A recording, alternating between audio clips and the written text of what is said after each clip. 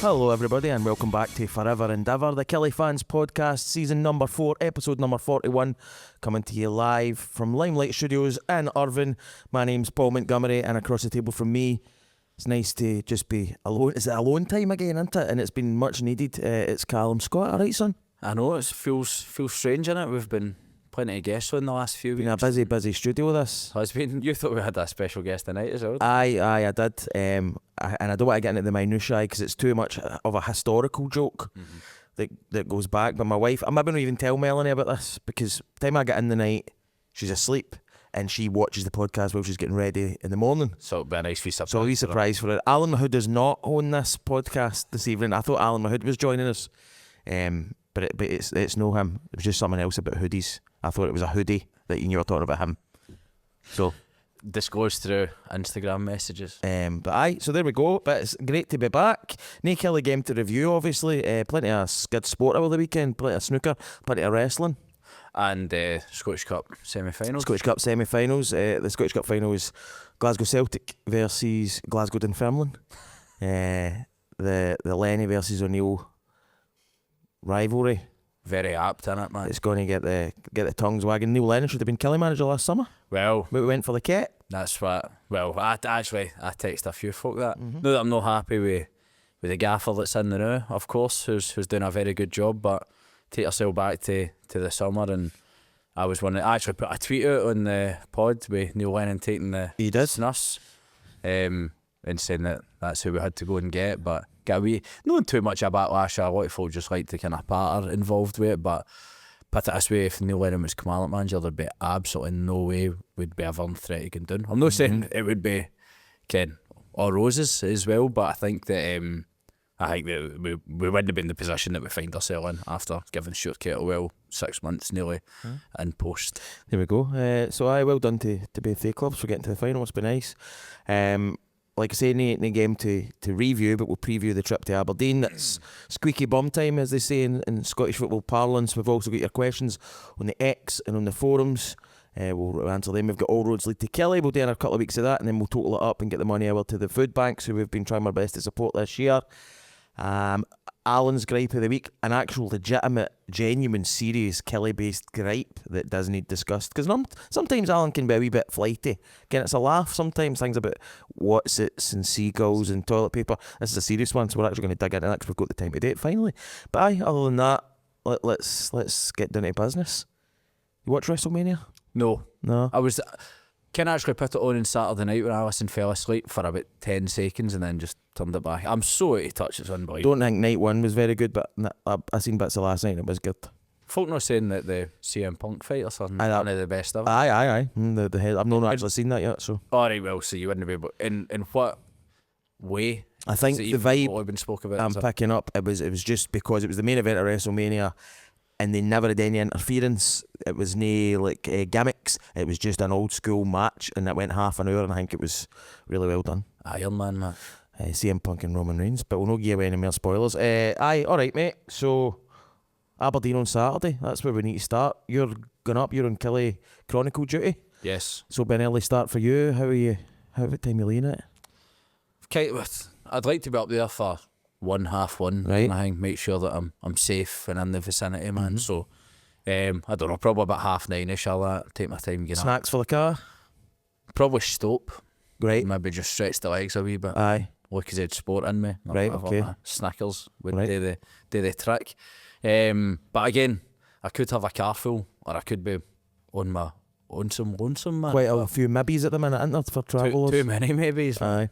I think I've got 4 folk that are like, I'll maybe come, but I need to be there anyway. So I'm no advertising for lifts. No. As the car could be full, or it could just be me. Aye, that's modern society, mate. You can't take a bet on that.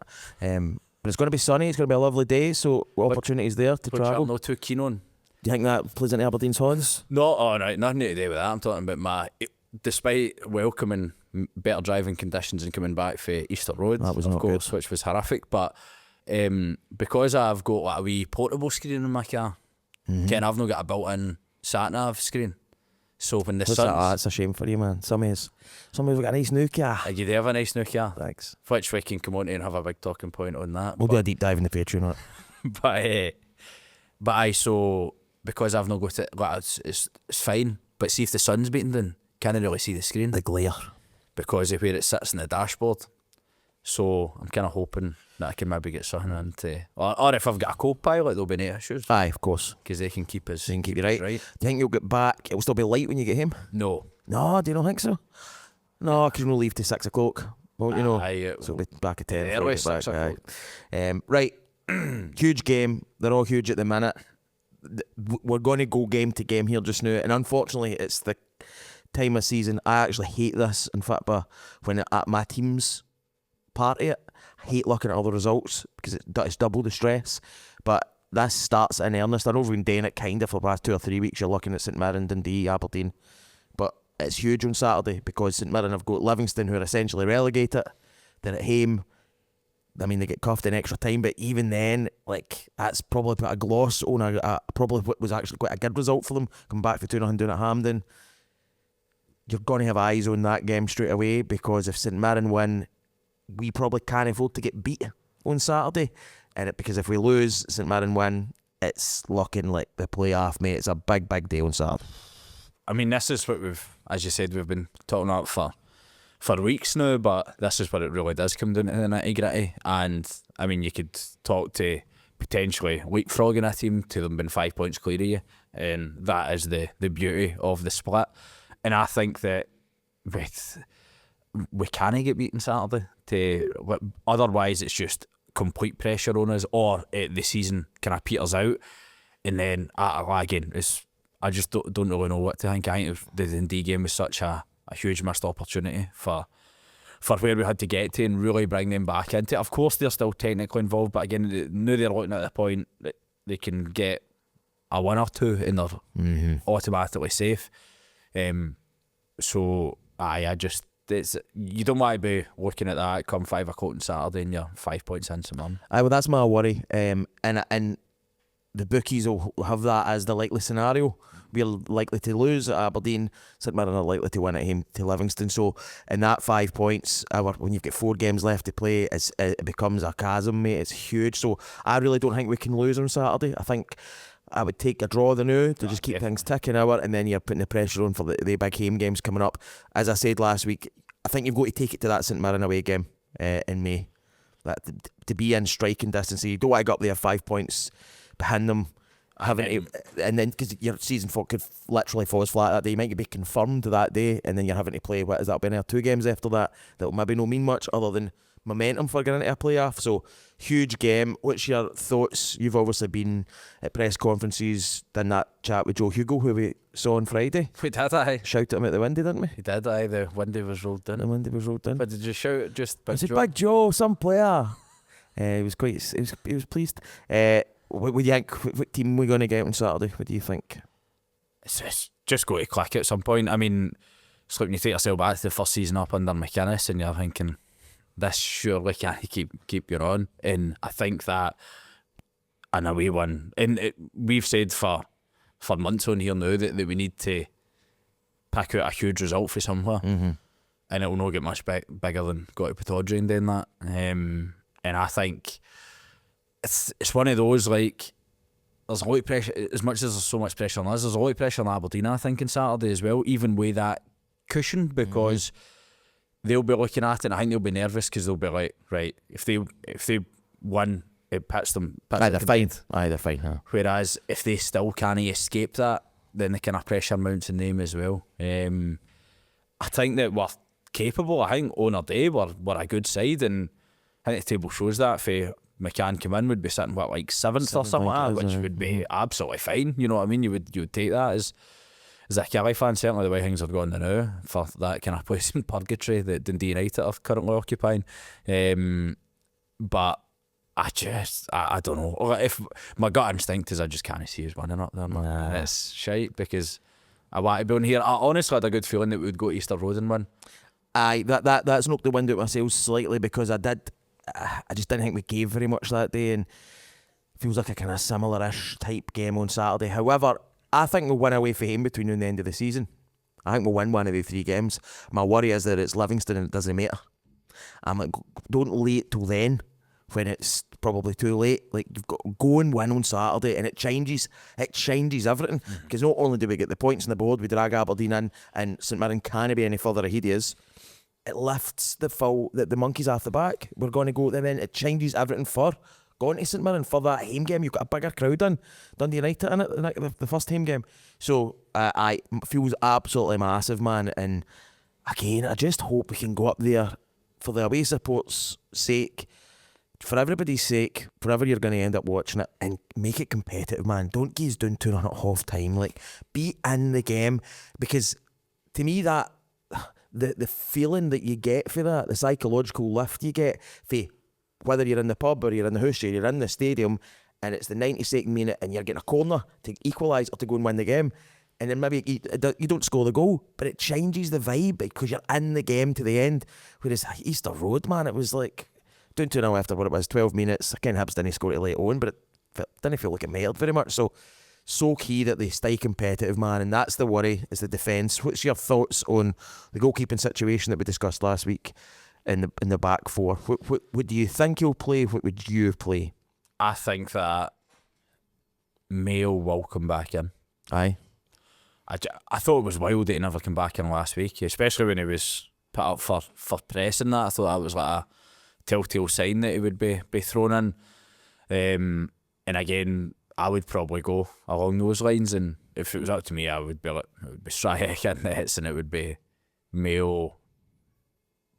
Mayo right back. I think that it's going to be, because that's what I spoke about last week, and I would probably put Brandon into the middle of the park now, to be honest, because that's where he's naturally supposed to be playing as well. That's where he played with Levy, been going promoted and all the rest of it. But I think that's probably along the lines I would go with, and I think as well having Mail just at right back kind of balances it out a wee bit, because I think that again, Brandon likes to burst forward, but he's just like an all-round, he's a bit of a dog, man, he'll chase everything. But I think when you've got Shoning Larson on one side, who's definitely good at going forward, like, there's no doubt about that, it's where his strength is. Like, he's scored a couple of goals now, he's good with both feet. Him and Curtis are striking up a good partnership on that left-hand side. I think he just needs something to kind of hold the line a wee bit, whereas I think a lot of the times you see as well, like, man for man when we lose the ball a lot, but that's deliberate.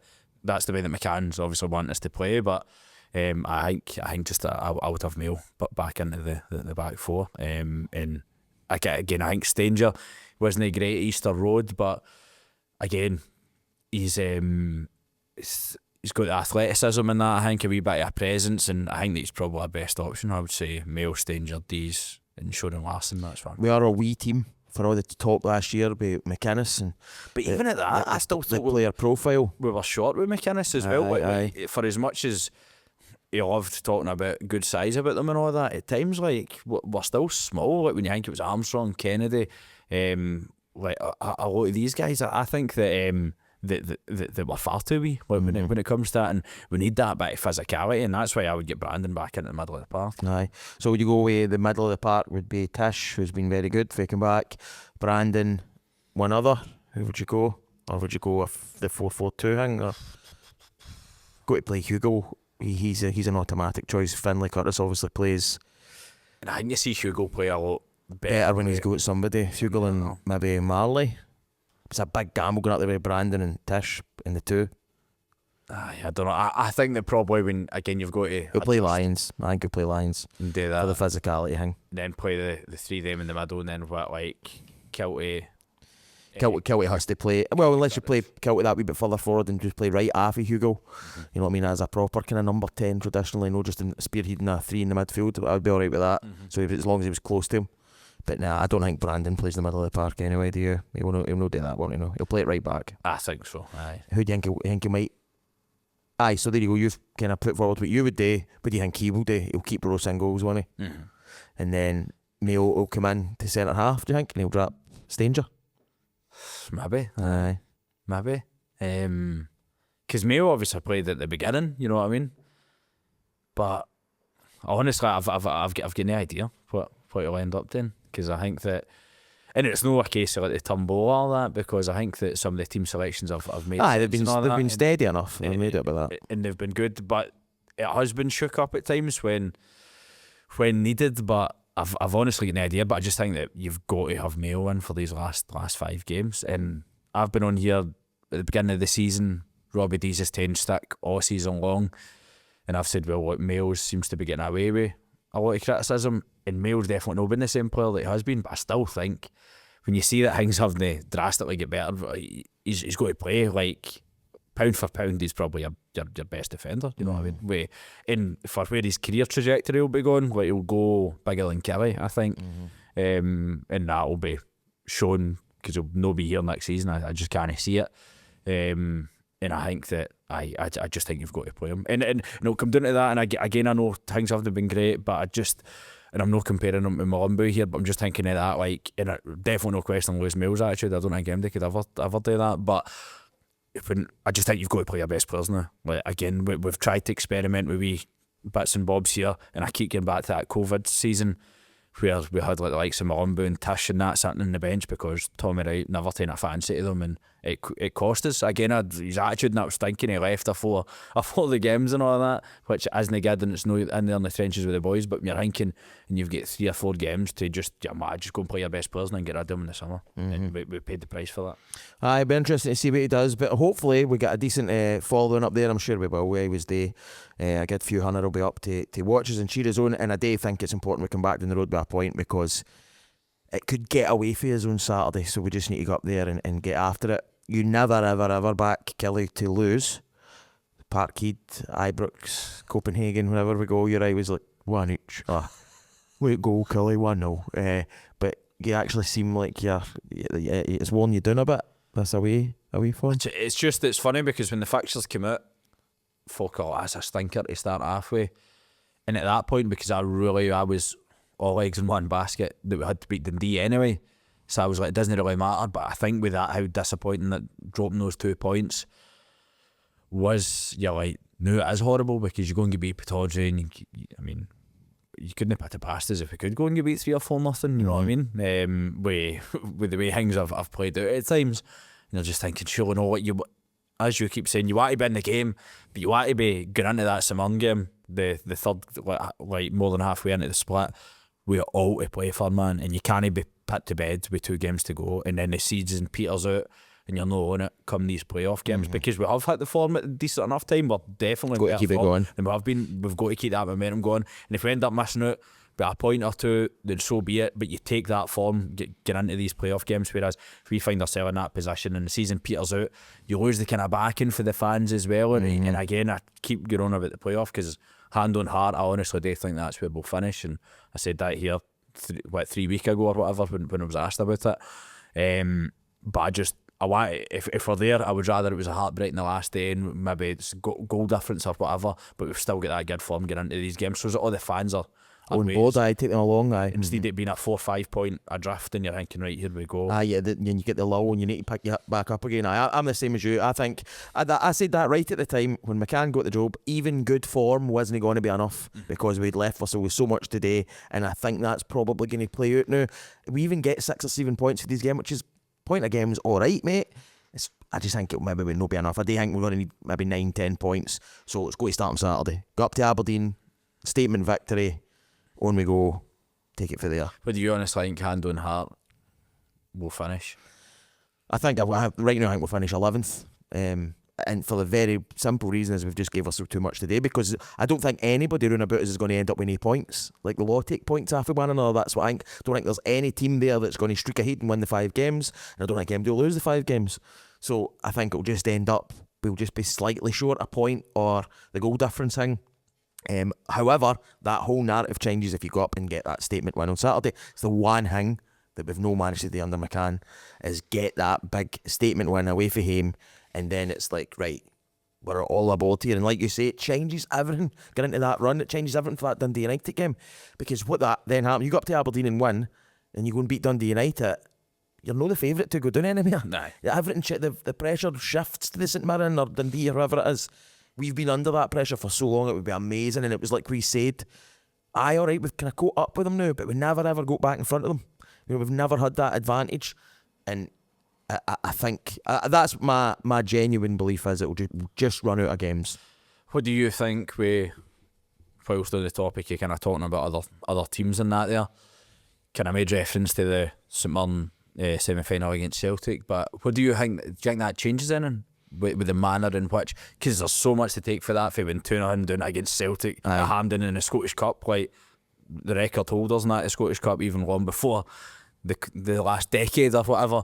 They just Celtic don't lose at Hampden in they kind of games, and then for you to come back in with that, but then completely capitulate within 6 months. Aye, lose all the goals. If that was us, you would be like, you'd be worried, wouldn't you? You'd be worried because it's they've kind of cut you open and live on television.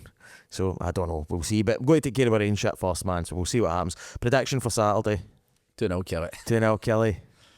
Goals from Malumbu and Diagali Dabo. I was looking at his wiki, and that's no a hint for all roads. Okay. Just in general.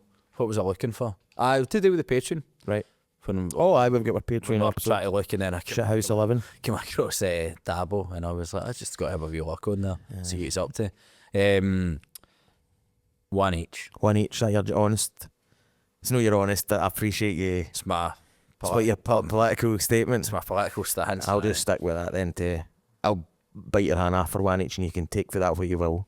Dear listener, dear viewer. I do more than that. I would, aye. Right, so we've got loads of time to answer all your questions on the X and in the forum, so we'll go across and do that. Before we do, I'm very pleased to announce that we've actually managed to secure ourselves a new sponsor, and their shiny, lovely advert and graphics will be with you next week. But it's a massive thank you to Jim Gemmell, Gemmell's Van Sales in Kilmarnock, who have came on board to help sponsor the podcast, which is massively appreciated. Jim's actually doing a run in middle of May, end of May, for the Killie community day, so he's going to come on the podcast and tell you all about that. Jim's a great guy, boy for Kilmarnock, raised a lot of money for my daughter's specialised wheelchair back in the day, did the Round the Toon, and Jim is a supporter of a certain Glasgow football club, Perfect Thistle, and because to raise the extra money, he wore their great rivals strip round the town while he was doing it.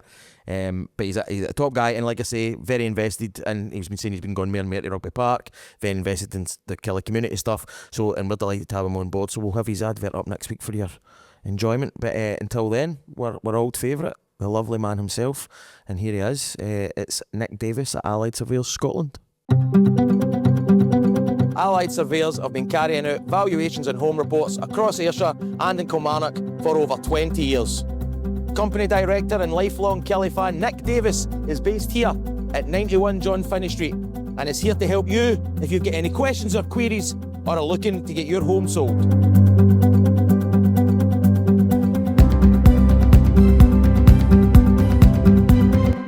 Massive thank you to Nick Davis at Allied Surveyors Scotland. His office is on John Finnie Street. If you want to pop in and see him, he is the man to help you with anything regarding getting your house valued. If you like to get it sold or you just want to have a conversation around about it, I can vouch for Nick. Top guy, great guitarist, very handsome. Does not look his age. How old is he? Nick will be 2-3 years older than me. Is he? Aye. Doing well, wasn't he? Yeah, he's looking good for his age. So you're right enough, man. I know, thanks. I set you up for that one. I appreciate it. Aye, so thanks again to Nick for all his help with the podcast. We couldn't do it without him. We massively appreciate it. Right, let's go into the questions. Before we do that, Alan Agnew, friend of the pod, got in touch last week with a serious gripe, so I'm going to read it out. And he says it's a serious matter. At the end of the game, so this is towards the end of the Dundee game, the disabled section had an overzealous steward who wouldn't let the supporters out, bearing in mind some of them have obviously got various health conditions, couldn't get to the toilet as they can't climb the stairs, some of them are getting agitated.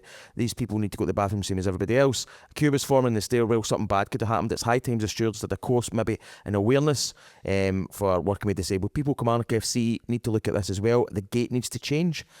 All the wee steward did was laugh at her colleague. I don't think she'll be there at the next home game. A lot of people have reported her. Safety has to be the most important thing at the football. So I did hear a couple of wee whispers about that. Did you see it in the forums, I think, as well? Aye, so I'm obviously personally invested in that. Don't like to hear that at all. No good. Well, of course, though. No good. Did you see anything yourself unfold? For no, I genuinely didn't. But because I would have been too head in, hands on my laptop there, because I'm literally where I now sit. The disabled section is just down to the right. If where I'm at, because it's the West Stand one that he's talking about, isn't it? Yes. Right there. So, well, the Frank Beattie apologies. But I never noticed anything at the time, but that was purely because I was too invested in men's shite going on. But that's obviously something that is of importance to yourself, isn't it? Extreme importance. Aye, so hopefully that's all been cleared up, and the people that are involved have had an explanation, and the club itself have looked into that, and everything will be hunky dory for the next home game. But very, very important matter to bring up, Alan. So thank you for that, mate. Right, let's go to the KillieFC.com forums. Mathematics was the first person in this week. What's been your favourite ever run of the mill game? Great question. I love run of the mill games. Much prefer that. I love a November afternoon, Motherwell at home, September, Wednesday night, St Johnstone. Just no stress. Just go and enjoy the football. You know what I mean? Stakes aren't too high. There's never any hassle. Favourite ever run of the mill game. I don't know if this is run of the mill, but it jumps into my head was when we beat Hamilton 5-0. You know what I mean? Under Clark, Greg Taylor scored, I think Malumbu put the wee pass through to him. It was a beauty. I just felt like we just really stamped our authority on them. It was something that we hadn't really done. Loved that one. Other run of the mill games that I've liked. I used to be the good ones in the Championship, but it ended up no being. I seen an advert, a post about a game I was at. Aberdeen beat us 3-2 at home in 1994. Tam Black and Stephen McCloy scored. I remember my dad had the highlights for that. Aye, and that was the first Killie game I ever went to with those goals. It used to be 0-0 and 1-0. So I was probably run of the mill and I enjoyed it, but for me it was different. What about you? Favourite ever run of the mill Killie game? You took the words out my mouth with Motherwell's, the team that everybody automatically thinks of when you think you kind of run of the mill. But with that, whether he can do it, like, maybe you're thinking more along the Clark Kings, but on the face of it, that Dundee game, when we won 3-2. But again, it was everything but run of the mill with the way the game played out, but you were hardly expecting that going in. And funnily enough, Neil McCann was the Dundee manager that night as well. That's right, aye. Stephen Colker and that point for them. Valentine's night. It was. But I'm a weirdo as well, as I've said. I like the games against the arse cheeks, man. You like the big ones, don't you? It's a good question. And he also asks, what are your views on David Watson winning the KFCSA Player of the Year award? So this is the one that gets totaled up on the KillieFC.com forums over the course of the season. Who would you have voted for if it was a one-off? And what's your thoughts on the decision not to hold the Player of the Year dance via the KFCSA this year? So Watson's won Player of the Year, which kind of attests your theory that we were discussing a couple of weeks ago about maybe having been a wee bit underrated for his contribution earlier in the season. Who would you have voted for Player of the Year? Well, it's funny now when you take it over the context of the season or where we're at now, and I think you've actually got to say probably Kiltie.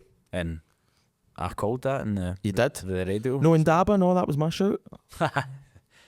How could you have known? How could I have They were possibly going to sell him for £1 million a couple of weeks later. But I think that, again, in Kiltie's had his fair share of criticism, but when you think over the course of the season, he's definitely contributing goals and assists again, and he's flourishing under McCann. So I think because I even think the likes of Ken Hugo has looked brilliant for his come in, but again, to get to a player in January, John Jules would have been a shoe-in for it had the injury no happened.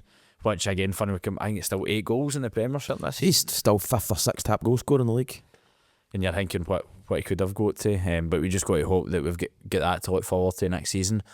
But I'd probably go Kiltie just for having the longevity in the team. But like everybody's been kind of in and out it, I don't really think that there's any other candidates. Kiltie or Watson are good. I mean, I would, if it was a one I would still have voted John Jules because it's been my happiest point of the season. Yeah, thought the actual high points is definitely. If I'd have probably voted for him, but I get it over the course of the season. That's why it's a really good way of doing that. So well done again to Watson. He's won the young player a couple of times, I'm sure, and all. So that's good. The Player of the Year dance. So obviously that's the supporters club that hosts that every April. I was doing to host it this year, which was I was. You never told me that, man. Delighted to be asked. Aye, that's because Can you get ruled in last year, did it? Aye. So I done it last year. It was good. That was the night Big Joe Wright won it. Mm-hmm. Bobby Wales got Young Player of the Year. I didn't ask him about his contract, as I was under strict instruction not to. So this year they've cancelled it. So the reason, and I've had for it, is that just the ticket sales weren't there. So I think that the Supporters Association really rely on a bulk of the tickets going to support other supporters' buses. and the uptake's not been there this year, financial reasons or whatever, and it's probably went on too late to probably get confirmed numbers for the buses, so that by the time they maybe get their word out there or whatever, to let Joe Public, so to speak, get a ticket, it was maybe just a wee bit too late in the day. I think they normally have such a big uptake for that. There are tickets I was going to sell, because I don't go on a bus, and I've been a couple of times just as a punter, if you like. But I think it's just a combination of things why it's not known. It's a shame. It's a shame it's not happened, because it was a brilliant night. But again, these folk, my personal opinion is, and I've seen a wee bit of chat about it on the forums, is that you don't really need to explain yourself. I think if you're putting the time and effort in and it's not worked this year for whatever reason, it's not worked, and the people behind the scenes there are die-hard Killie fans and they loads and loads for the Supporters Association and the club. So it is what it is. It's just a shame that it's not worked out this year. And I dare say that going forward, they now might have a different strategy with regard to ticket sales. They might just put X amount by for buses, and they might put a wee more emphasis on just getting it on the Facebook groups or the forums, or coming on here to talk about it. Because they've obviously just no uptake for the usual suspects, and it's maybe just ran out of time. I think that's well put, and hard to disagree with any of that. I think you've summed it up very, very well. And it's sad, and I think that a lot of it, as much as that is just a kind of apathy. There is a bit of that to mate, without a shadow of a doubt. And because the first year that I went was Clark, the infamous Power and Greg Taylor, Hamilton, and again that completely, talk every week about Steve Clark, but that appointment changed the trajectory of the club anyway, like, and it got you feeling like you're back in the big time. Even when he left, like, because we got Clark, that meant we were able to get Derek McInnes in the Championship. It changed everything. You're right. Completely changed the landscape, to which Kilmarnock cooperated at.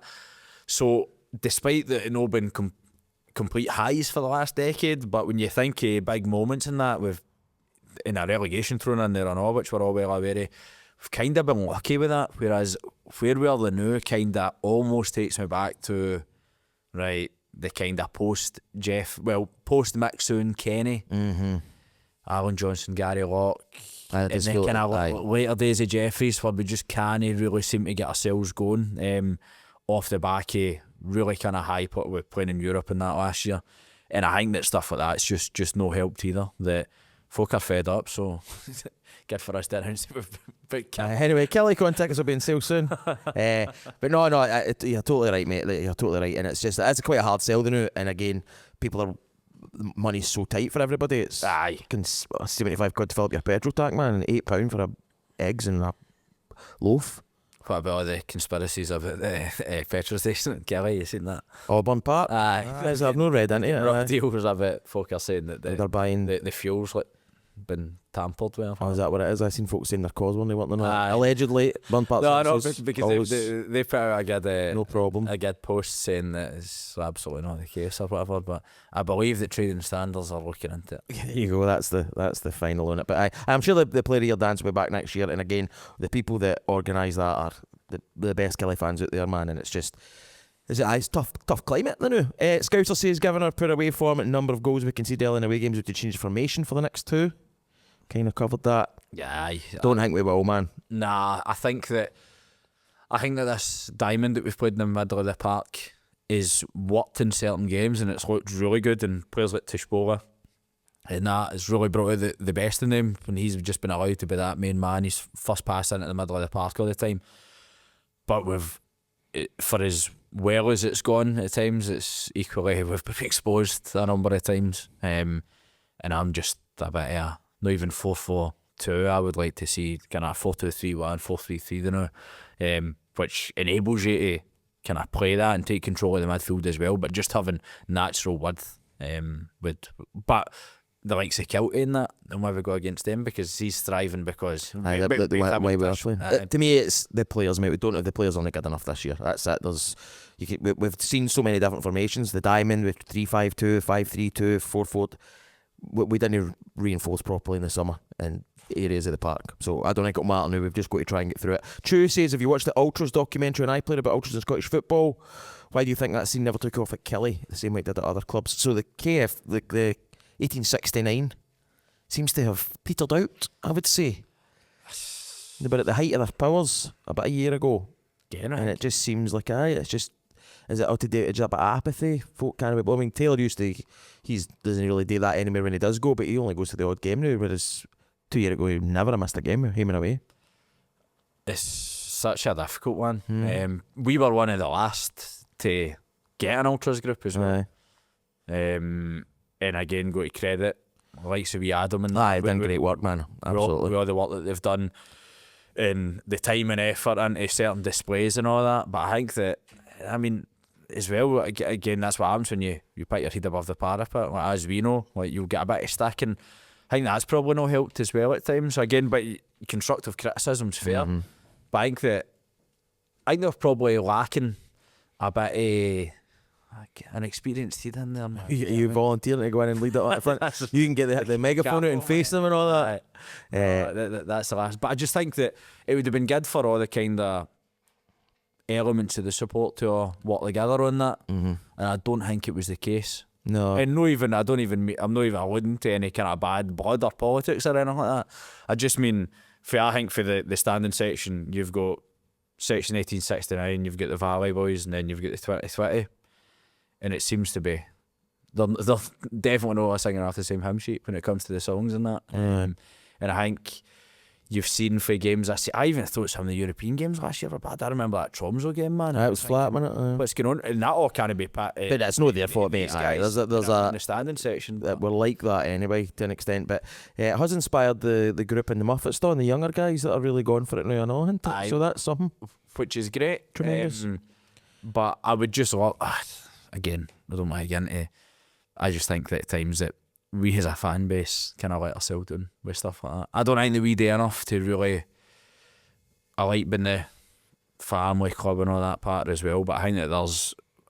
When we've said on here before, Rugby Park can be a brilliant atmosphere when everybody's up for it. We saw it under Clark, we saw it under McInnes at times. But then at times we can be a wee bit too passive, and I think that that all feeds into that. And when these guys are trying to go and maybe do something a wee bit different, but then folk go, "Oh, would they stop banging that drum?" Or, "Oh, you're just thinking, well, why the fuck are they getting up their time to do it then?" Get what I mean? Then very fair, mate. They're not been bad for everybody. Very fair, man. Right, okay. DMC says, "How are you going to manage the disappointment of knowing there's no more endless 2-week gaps between Killie games for the rest of the season?" It comes thick and fast now. It's been a weird one. Stop start, hasn't it? And it just seems like we had a question on it earlier on this season, that because of the European games and that at the beginning, and it has been the opponents, teams playing in Europe, just like you never get a clean run. You're talking about one of them whole Saturday 3 o'clock, so it's just few and far between now, don't they? But we're getting it, I suppose, now to the Aye, big man, new man. Right, third watch. Killie to win the Premier League, Scotland to win the World Cup. Killie every day of the week, and saying that as a proud nationalist. And if Killie go down, do McCann and Billy stay? Covered that before, haven't we? So I think the folk have definitely seen enough, and there's got to be a rebuild, but it's always got to be a black mark against your name if you get relegated. If we were to get relegated, I still don't necessarily put it at going 18 games without a win, or taking 18 games to eventually win one. But at the end of the day, there's still more than enough to. They had enough time through that. But it's a hard sell, I think, if we go down, man. But we'll see. LH31, this is such a great question. What are your thoughts on people substituting the letter D for G to allow them to pronounce the words as sandwich and bagminton? It's like a Ouija hanging up. So, Tony Burns, that's what that reminds me. He's bad for sandwich. But what was your thoughts on people like that? That's what I think it's a Glaswegian. It's annoying, isn't it? But not even just that, it's like they don't say chicken, they'll say chicken. Jackin'. Calm, down, lawn. Aye. So listen, pronounce your words. God gave you a tongue. Could you imagine? Well, folk try to understand. That's the Spotify AI thing has got rich coming for us, man. You're good. Am I alright? Yours picks up. Mine's is horrific. You've got the Valley accent, but man, you're a farmer. Aye. I'm for the big city, baby. It's funny because I think it was that time we were doing in Liverpool, and me, Cree and Clunker went out to watch the Old Firm game the day after, and then went to get a pint at the bar, and then we went up and I was like, oh, 3 pint of lager or whatever, and the lassie was kind of looking at us but no idea what I was saying, and I was like, I went on, and she eventually got it. By the time Matthew came in, he's like, what fucking dum-dum was up at the bar trying to order drinks earlier? I presume it was Cree. Was up with Pierre Cree getting it. Cree getting it. I was like, no, it was me. And but out of the three, surely I'm the most. Oh, you should be. You work in the communications department. No, I know even that, but I just, see, I don't know, like, Clunker's a bit of a mumbler. Cree's Cree. Kind of like, what hope in hell did she have understand the name then if she couldn't understand me? But it's a great question, LH31, so everybody try your best to pronounce the words properly if you can, like I do. Right, Killie Nice says, listening to McCann's Killie TV interview this week, it appears the players have further time off at the minute, I guess due to the Cup semis this weekend. They also had time off during the international break. Would you have been tempted to scrap the holidays this week and practice, say, I don't know, maybe some defending? It's a good thought. Good thought, the defending. In fairness, I think what you can absolutely see here is McCann's definitely playing the game with the players. Like, he's not once criticised them. No, he's not throwing them under the bus. We'll get that next year once they're up. Nah. We did the McInnes stuff for the first season back up. He never criticised them and then came out and went, I knew we weren't good enough last year. We just had to get out the line. Aye. Maybe a bit of that for McCann. That's huge. Folk spoke about Stephen Robinson throwing his players under the bus at St Mirren and not getting back. I like a bit of personality in that at times, but I think at this stage when you're just in the door, and for as much as these guys have underperformed and they've got fragile egos, you've got to, I don't think you can put, like, if he's been seen to, like, say players like, because that's always been the case. I know it's frustrating when we're at where we are in the table. Nobody'd be saying this if we're sitting mid-table or hangman for Europe, and rightly so. I get that the criticisms come with it, but they obviously had a bounce game in that last week as well, so they're obviously still working, but I get why folk can get frustrated with it. Bluebeard gets in touch. Hello guys, this pod is a godsend for folk like myself many miles away. Thank you so much. I really appreciate messages like that, man. Anyway, do you think Kyle McGuinness could play a part in these 5 cup finals? And would you agree having Marley back could be key to the survival KTID? So Ginto, is Ginto alive? He's been spotted at training. Could Ginto come back? I can't see it. I don't think there can't be any match fitness there. But you just said get your best players in and fully fit. Easily one of the best midfielders at the club. Yes, aye. Yes, but as you're saying, the match fitness could be an issue. I'd be more inclined to rely on Marley Watkins, mate, if I was picking out the two of them, but you never know. Butte Killie fan, hope it's not too late. Hope you enjoyed Mania this weekend. I did. Well, what I seen it. Who's your Mount Rushmore of wrestling? So how many are we going for him? 4. 4. Aye. Rock, Stone Cold, Undertaker. And don't know, you've probably got to say something like Hogan or that, haven't you? Right, yours, they're pretty good. But again, it's very, I don't know. Mine's is Bret Hart, greatest of all time by a distance. Stone Cold Steve Austin, definitely. Probably Mr. Perfect, Kurt Hennig, and Macho Man Randy Savage. So there you go. What about Sid Vicious? Psycho said to get inducted to the Hall of Fame. Well, I'm happy you said that. I think the WWE Hall of Fame's a disgrace. That is, mate. Because if you're not in it, then something's happening. Aye, what you done wrong? Everybody's in it. You know what I mean? Like, that's where, like, again, I get that comes with the territory here, where like certain things, but it's why the Hall of Fame should be a privilege. Mm-hmm. Should be a big deal, but you're just like any Tom, Dick and Harry that's kid. I don't know. Okay. Kelly Allen says, very important, Killie women have a game on Friday night at Robbie Park. Get along. 7:45 kick-off. Support them this season. They're doing really, really well. They're on the verge of promotion. I'll be there and it's free to season ticket holders. So there you go. For your Friday nights to be lovely and sunny. Get along and watch the girls who are doing phenomenally well. Killie 6 says, 2 ex-Killie players, Mitchie Pins and Sanders, in the EFL League 2 team of the season. 2 players who struggled to kick on and divided opinion at Killie. If players released by Killie can go and excel in League 2, how are we expected to compete for players in the English League system when League 2 teams are working with similar player budgets to the top half of the Premiership? The standard of the top players ultimately did not meet a high enough standard to be consistent here in the Premier League. Right, so they're obviously good at that level, but probably getting more money, and then they come up here and they maybe one of that good. Zach Williams, another example. Going the other way, a player who was obviously consistent at League 2 for Crewe and doesn't meet the standard to play here. Interested to hear your thoughts on this. Is this why we need to turn to foreign markets? So many players fall into that category. Mm-hmm. And I don't think there is much between the standard, to be fair. Like, which is a sorry sight, man. Like, Kabamba doing brilliantly at Bromley, they get promoted and all. It's horrible, man. I don't know what the answer to that is. I do think it's mix and match though. I do think there are some players who could potentially go down to England and do quite well, and no up here, and the opposite would be true too. Well, look at all the kind of guys that like St Mirren that I've relied on Aye. that are like big hatchet jobs, man. But they're like they're doing the business up here. Guys like Olisanya and all that now at Aberdeen, like just like dead physical, quick, strong, man-drawn. All these kind of characters all seem to be kind of cut for the same cloth.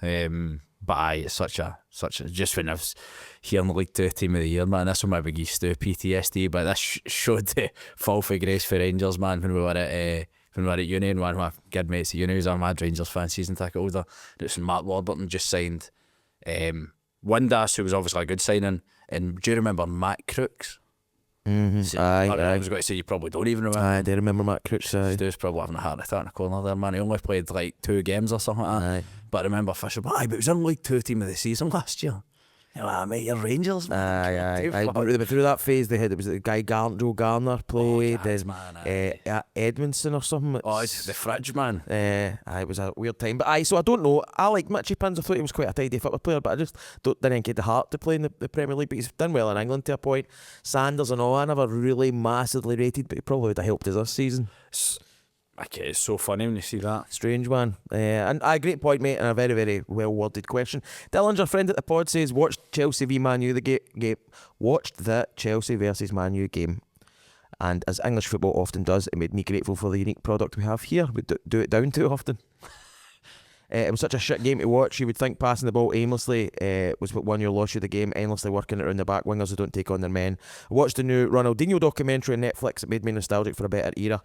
If Netflix were to commission a documentary on one Killie player, who would it be and why? Eremenko would be a great one because there's so much footage of him. Mavis Riley would be good. Plenty of great stories in his book, and his whole side quest on ultramarathons, etc. would be fascinating. Good question, man. Very good. That bit is so sterile now, mate, and I think the English Premier League is cold. Like, I've never known it, like the casual football fan, to be so disinterested in the big games now. I'm just like don't care. I think the problem with the English Premier League is there's loads of like new characters. Who cares? Like Chelsea, Arsenal, Man U, the new like Man City. It's boring, isn't it? Boring. That's why I'm a wee bit gutted. See if Villa had kicked on a bit with McGinn. He obviously got a big connection. He's up here and a new team, big club. I wish they'd kind of kicked on like that. This sparked to beat my interest. But what about the Netflix thing Killie played today? A documentary on?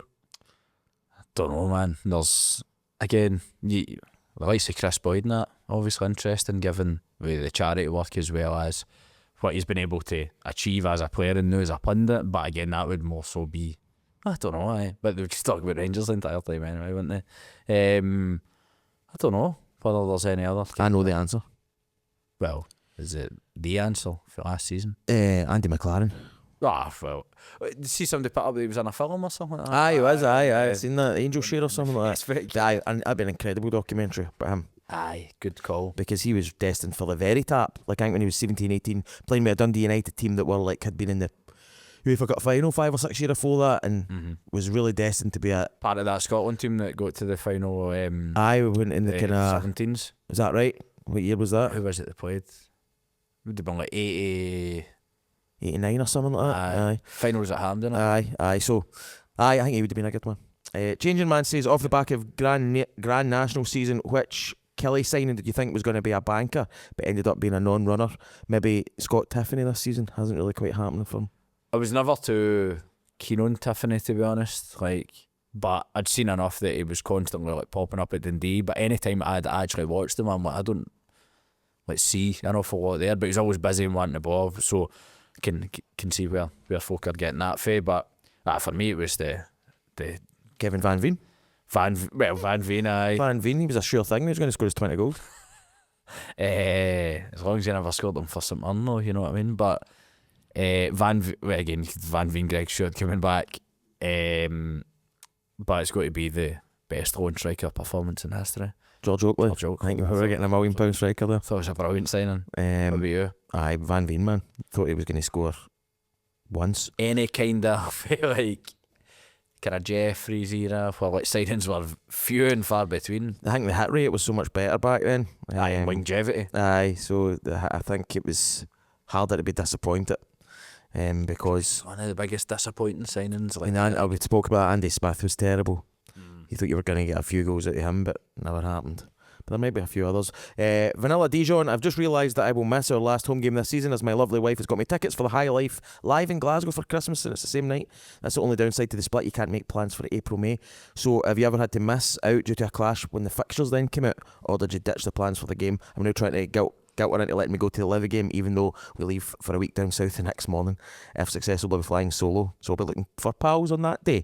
So any clashes that have come in after the split? Mentioned that a few times, but then for my Stuart Finlay game was my niece Ava's first Holy Communion. Aye. Chose Faith Ever Fit by that day. Excellent, mate. But I regret it. Probably scenes in that at the end, man. Absolutely. Nah, it was a nice day, and I met up with the boys after it. But I'm always, like, again, got to throw Flecky under the bus here, man. But I remember Flecky booked under Clark as well, where you knew that anything was possible. But he was flying back for like a holiday to like Mallorca or something like that in the day that we were beating Rangers for Europe, because I was house sitting for him. And I just remember being like, I would have just never done that, because you knew that stakes were high under Clark. Kenning that at the end of the season, no chance, like couldn't miss any it. So, well, that game in particular's one that I ended up making some rearrangements for. I was in Amsterdam. Oh, so you were, aye? And I had to change the plans to get back in time for that. Cost me a few quid. Don't think my wife knows. But we were meant to be doing until this, I think it was the Sunday night day, and I moved the flights because I was like, I need to be back in Killie for that. And then Elton John patched us anyway, but we had a nice time. Born to Run 81. Evening, gents. I can't help myself of the feeling that this weekend could be a seminal one. We lose, the Dons are 7 points clearing out of it. We lose, and St Mirren win, a 5 point gap emerges to 10th. It could be a big one for the players and fans psychologically. Key for me, we need to avoid defeat and build some momentum going into the United home game. Born to Run 81, spot on. Exactly what we were saying in the first half of the poddy. And Mikey Boy can find him as 1869 says, no question, just an appreciation post for what you two lads do on a weekly basis. I'm sure I speak for the majority on here who listen, that we can't thank you enough for what you do. It's brilliant Killie content week in, week out. And my highlight of the week is this in the Patreon. Can't wait for Killie Con 2, buzzing. Thanks for everything. P.S. You have to keep this going forever and ever. Now you do know that. Mikey, what a beautiful thing to read. Thank you so much, mate. We really appreciate that, and we love doing it, man. And we're glad so many folk are actually still quite liking listening. It's really kind words for Mikey there. And that comment at the end's obviously directed at you. Me, because I'm heading into retirement. I'm sundowning, man. I'm nearly done. Right, very quickly we'll go out to the X. Adam Brett with a brilliant question. Squad numbers. Is your ideal back four 3-6-5-2 or 3-5-6-2 with 4 in midfield, or 3-4-5-2 or 3-5-4-2 with 6 in midfield? What's your preferred squad number? That would be just a great thing to clip out for folk that had no idea about fit. So first of all, if you were a squad number, what one would you want? Give me your top 3. 8. So 8 would be your first choice, followed by 7. 7? Aye. Followed by? I played. And now in my more conservative days, man, maybe a 6. 8, 7 and 6, alright. So guess the position, man. Aye. 7 to me is right side of midfield. Aye, you're thinking Beckham, but I had the 7 a few times. I would go 11 to my first choice. Yes. Then 3, and then 14. Well, if you're talking like outweigh that 11, I've always liked the number 17. 17 as well. No, right, what's the back four? What should it be for me? It's 2 is your right back, 3 is your left back, and your 4 and 5 are your 2 centre halves. I'm a 4 and 5. I don't mind 5 and 6 if 4 goes into midfield. Same, but that's got to be the compromise. Yes. So you've either got to have the 4 and the 6 in midfield. But I would more associate 6. Again, Barry Ferguson or that, but a number. Good question, man. Right, Martin Wallace, Philippine Killie gets in touch. Kilmarnock in between us holiday squad. This is because he was going to be on holiday. I'm sure I've seen that on social media. Which 4 players are you picking for the squad? Who's your Jay, Simon, Will, and Neil? I don't know. Tough to answer. We do the Specky one, so obviously Brad Lyons can be the wee Specky guy. Wow. I don't know about the rest. Well, there's no connection with them. The players and that. Don't know them well enough to know. Maybe one for next season. Maybe they can answer that on the new poddy that's coming back. Correct. I want to go for them. Try to even think who else I would. I know. Can't think. I just don't feel like I know the players well enough. Great show though then between us, isn't it? No. Gunnar Vance gets in touch. Hope the two of you had a cracking weekend. Time to jump back on the roller coaster. I've convinced myself if we get beat of the weekend, we'll pull 10 points out of the last 4 games. Will that keep us up? 10 points keeps us up, yes or no? It should, aye. Yes, take 10 points, mate. But again, maybe it all comes down to the order as well. Aye, of course. Very good point. Gunnar Vance will be up there anyway, I'm sure. Aaron Foster gets in touch. Hello, lads. With the player of the year coming up, who's your player of the season? Killie. I'll go for John Jules. Young player of the season? Probably got to say, well, an outside one, Finlay Curtis, been a revelation for each one. What brilliant, but getting Ethan Shelty Brown. Shelty Brown, I would be for me. Which is funny because you take yourself back to August, it's a certainty that Ben Brannan. Your goal of the season? Well, Ben Brannan. Aye, Ben Brannan's. Or, well, again, because that, no, the obvious one, 'cause it was absolute genius, but I don't know, I liked so many. I love John Jules one.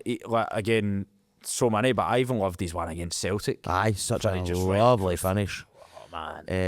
I'd like to say a huge thanks to everybody who's donated to the Killie Food Banks, and well done, Monty. No TikTok sent this week. Thanks, mate. Aye, top man, Aaron. Cheers. Jamie says, with WrestleMania just finishing this weekend, who from the current or past squads would be in a WrestleMania match? What kind of match would it be? I don't know, we've had the kind of Joe Wright. Joe Wright would need to be in there for me somewhere, aye. If you're doing like a triple threat then. Right, triple threat for the title. We'll do Joe Wright. He's filling the kind of big man sort of slot, Undertaker style slot. I think you want a high flyer in there to keep things interesting. So somebody that's got a bit of pace, somebody that's agile. Danny Armstrong, man. Could do Danny Armstrong. I think Danny Armstrong would be a good heel. He would be, which maybe leads us on to our Patreon. What about this man here? Pasca, aye. The crowd would love him too. European title for Pasca. So we'll do a triple threat: Danny Armstrong versus Joe Wright versus Pasca for the title. Maybe a ladder match.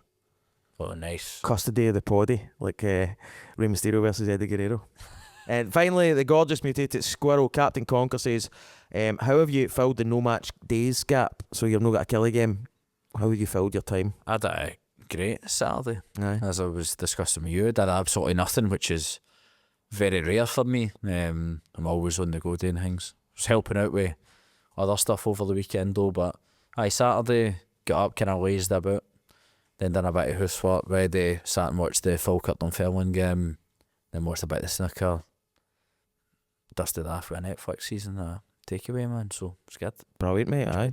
You had a good weekend? It was a good weekend. I'll be honest with you, Conks, and I'll be honest with everybody listening and watching. Doesn't bother me a wee Saturday without Killie. Used to bother me, doesn't bother me now. For my days with other things, mostly drinking pints of my out, but plenty of friends to spend the time with. Love spending time with my kids and my wife, my parents. Easy peasy, mate. What else is there? With the races being on it this weekend, what would you own a horse? What would you call a horse if you owned it? Oh, it's a good question. I know the answer if I had two. Monty Star. I'd have True Faith. Skip that. And I'd have Tailor Made. For my 2 wins. Very good. Very unlikely to own a horse. With Brock Lesnar retiring, which player's retirement shocked you the most? Oh, that's a good question. Eric Cantona. When he retired. I know, back at the top of his game. I see, I just wasn't happening anymore. When the seagull follows the trawler, it's because he believes that sardines will be thrown into the sea. What a fucking legend. The world's press are assembled after that he's karate kicked that guy, one of the most high profile footballers in the country, and that's what he said at the press conference and got him walked out. This is what we're missing in the game. Imagine it would be like, obviously, apologies to the club for the way I've treated them, and I've been to rehab now and all that. A bit patternless. Cant and I went in there and said that and walked away. The game's so sanitised, man. Shocked with that retirement, man. What about players kicking fans? Aye. That's exactly. But genuinely, that's again what we miss. I can, because at least a bit of character to the game, and just wouldn't see get it now. You just see tame arguments between players and supporters, man. Aye, I know. Let's not get back into that. And the final ones are Kilmarnock Pie and Aberdeen Angus Burger. Killie Pie. Killie Pie. Say aye to a Killie Pie. Right, we'll very quickly do all roads lead to Killie. We'll try to raise a wee bit of money for the Killie food banks. We'll be doing it all season. We'll do it another couple of weeks then we'll do the totalising and get it over to Aaron and Robert, who do just such phenomenal work helping people in their time of need. And it is a time of need, unfortunately. It is. So now we've got 3 players here as usual. Right. One of them's really, really hard. I don't think you'll get, but just Try me, baby. Try me. I would Don't throw think it I'll in. get. Player number 1, Hibs, Hamilton Accies, St Mirren, Macclesfield, Mansfield, Forest Green Rovers, Thistle, Airdrie, Kilmarnock. Wow. All right. Because there's a lot of, there's a journeyman in there. And then, so you're talking that era, the late Jeffries era. Jeez, oh man. And it's dusted off with Carolina Railhawks and Orange County Blues FC post Killie. So started off in Scotland, down to England, back up to us, then over to America. Talking about characters in the game here, man. Aye. Talking about soap opera stars. Talking about Scotsmen in the forums. Oh, is that Alan Russell? Did he go down and play with the teams, man? But Like Mansfield and that? Didn't know he'd done that? aye, beforehand. I didn't realise. Aye, because I think his career path's pretty interesting. I just always think so. Like, but remember he signed with us when he was like 28. Aye, I suppose so. But I was never aware of him before Airdrie. Yeah. All right, big Rusty, good man. Next up, Player number 2. That's the one I don't think you would get. I just kind of panicked with this. So I'm sorry, man. don't panic, mate. There's no need to panic. Man City, Carlisle on loan, Carlisle permanent, Killie, but then after us, Macclesfield, FC United, Manchester, Spennymoor Town, Ossett United, and Colne, like Colne, no like Cologne, like Colne. What era? Alan Johnson. Was he on loan? He came in for Carlisle full time. Aye, full time. Man City, Carlisle. Oh, dearie me, man. What kind of position did they play? Left back. Chris Chandler, aye. Aye, that's the one. That's the one. Chris Chandler. Horrible. Aye. Final player who I think we've maybe already had before, Oh, but, good, mate. but Know that we're running out of ideas or anything. Just keep repeating players. need to get the WWE writers in the dressing room here to get that sorted. But Wolves, Chesterfield, Nottingham Forest, Norwich, Coventry, Doncaster, Killie. Friend at pod, innit? Sammy Clingan. Fireman Sam. That's the one. Legend, helpful guy, lovely, wonderful player. Right, okay, Aberdeen it is, everybody. Full steam ahead. Hopefully we come back doing with something to celebrate next week when we'll be talking about it. Like I say, we'll tell you about maybe at KillieCon, which has been booked and stuff like that for July 31st, but more will be revealed as the weeks trundle on. Excited about that. But aye, mate, thank you very much for your company. Thank you. Thank you as ever for everybody for watching and liking and sharing and all that stuff. All that great stuff, that's what they say, innit? Fucking murder. This is that. It's folk on social media. So remember to like and share and all that great stuff. It's great about it. Like, share, and subscribe. Aye. But no, cheers for listening and watching. We appreciate you. So enjoy your day on Saturday if you're going up to the game, and if you're watching it somewhere else, make sure you're staying well hydrated. It's to be warm. Godspeed. Okay, right. Thanks very much. I'll see you soon.